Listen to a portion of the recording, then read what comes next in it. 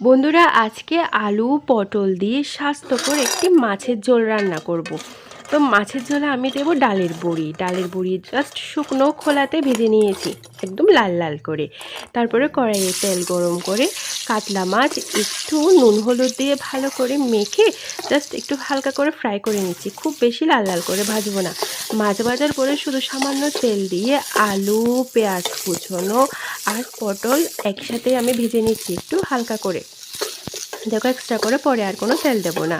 মাছের ঝোল রান্না করলে তো অবশ্যই হলুদের গুঁড়ো, মরিচের গুঁড়ো আর জিরা ধনিয়ার গুঁড়ো দিতে হবে, তাই দিয়ে দিলাম। এরপরে ভালো করে কষিয়ে নিচ্ছি।